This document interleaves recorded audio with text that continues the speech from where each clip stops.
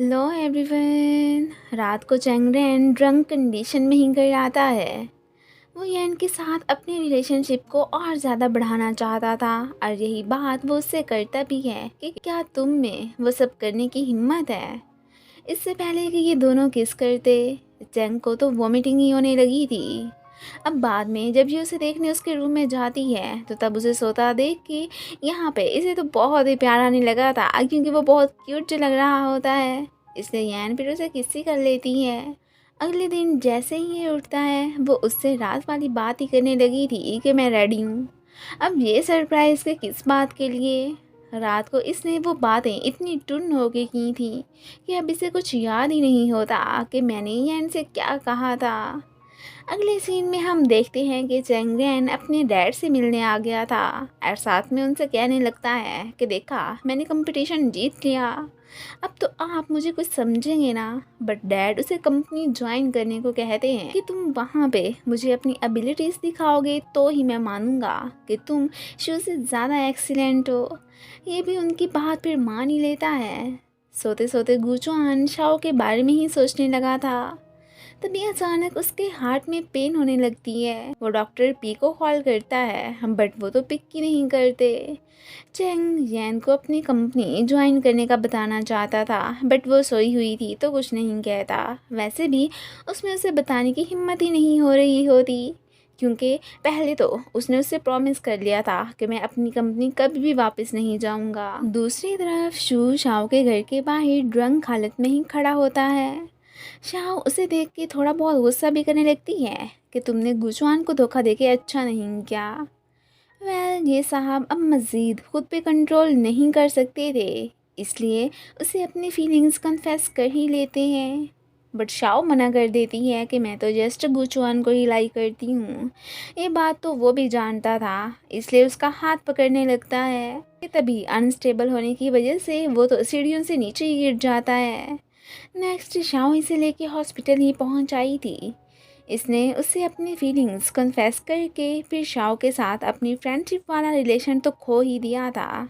वो अब आइंदा उससे ना मिलने का कह के वहाँ से चली जाती है। शाओ इतनी अपसेट थी कि सीधी गुचुआन के पास ही पहुँच आई थी। चेंग गुचुआन को कॉल करके अपनी कंपनी के ज्वाइन करने का बताता है एंड ये भी पूछने लगा था कि आखिर ये बात मैं यैन को कैसे बताऊं। यहाँ पे गुचुआन तो उसे यैन को सब सच बताने का ही कह देता है। यैन इसी की कंपनी में ही जॉब करती थी, इसलिए चैंग को उसकी नज़रों से बचते हुए ही ऑफिस जाना पड़ता है। अभी तक तो उसने नहीं देखा था। साथ में वो तो अपनी असिस्टेंट को भी सख्ती से ऑर्डर दे देता है कि मेरी इजाज़त के बिना कोई भी मेरे ऑफिस में ना आए। ये रूल्स तो उसने खैर खुद ही बनाए थे कि इस तरह यैन को इस बात का कभी भी पता नहीं चलेगा। ये तो उसकी गलत फहमी ही थी। अगले सीन में हमें उसे गुचुआन के घर में बैठे हुए ही दिखाया जाता है। उसने तो इससे कह दिया था कि तुम्हारा ये छुपन छुपाई वाला खेल पकड़ा ही जाना है, सो बेहतर यही रहेगा कि तुम यैन को सब बता दो। ऑफिस में फिर यैन इसे देख ही लेती है। अब यहाँ पे ही उसे यही झूठ बोलने लगा था कि मैं तो इधर जस्ट तुमसे मिलने ही आया था और कोई बात नहीं है। गुचुआन शाओ को आर्ट गैलरी कंस्ट्रक्शन साइट पे ही ले आया था। उनका काम तकरीबन कंप्लीट हो ही चुका था। इधर आके वो बहुत ही खुश होती है। सबसे ज़्यादा खुशी तो उसे इस बात की थी कि उसने गुचुआन के साथ मिलके इस प्रोजेक्ट में पार्टिसिपेट किया और वो इधर फिर उसे किस भी कर लेती है। दूसरी तरफ शेंग साहब यैन को लेके मैरिज रजिस्ट्रेशन ऑफिस पहुंचे होते हैं। यानी सबके लिए अभी तैयार नहीं थी और वो इस बारे में इसे भी बता देती है, बट ये उसे मनाने लगता है। कंपनी के ज्वाइन करने वाली बात भी वो इसे बता ही चुका था कि देखो, फैमिली की रिस्पॉन्सिबिलिटी लेना मैं फ़र्ज़ समझता हूँ, तुम्हारी भी ले सकता हूँ।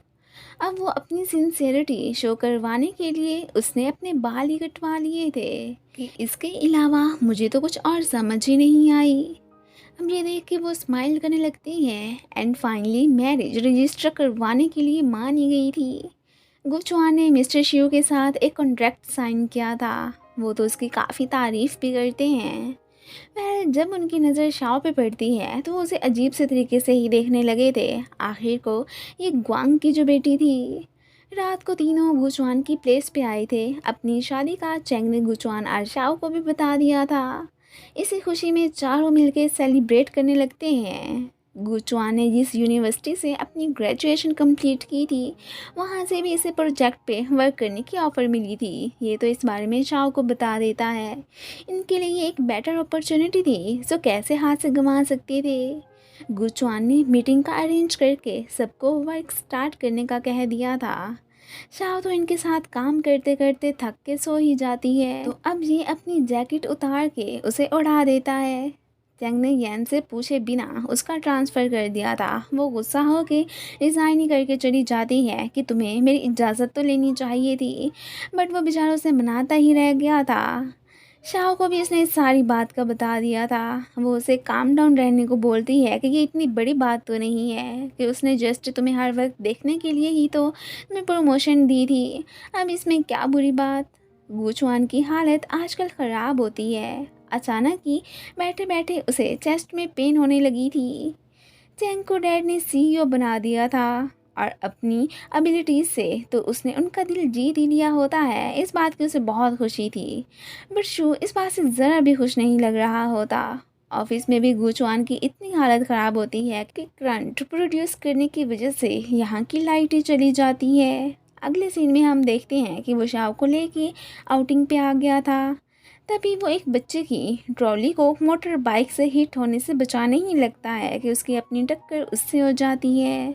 शाओ तो उसे लेके बहुत ही परेशान हो गई थी एंड देन एम्बुलेंस बुलवा के उसे हॉस्पिटल लेकर जाने लगती है। चैंग जिसे नोटिफिकेशन मिल चुका था, वो भी फ़ौरन से इसे देखने हॉस्पिटल आ गया था।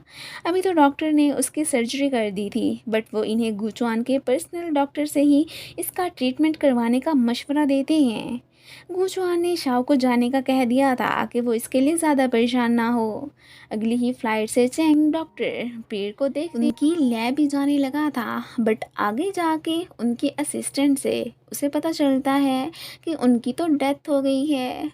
अब ये शौक वो तो उसे गुचुआन को जाके उन्हीं रूल्स को फॉलो करने का कहती है कि जो कि डॉक्टर पीर उसके लिए बना के गए थे कि तभी वो ठीक रह पाएगा। और वैसे भी अचानक उसका हार्ट बंद होने की वजह से उसकी डेथ भी हो सकती है।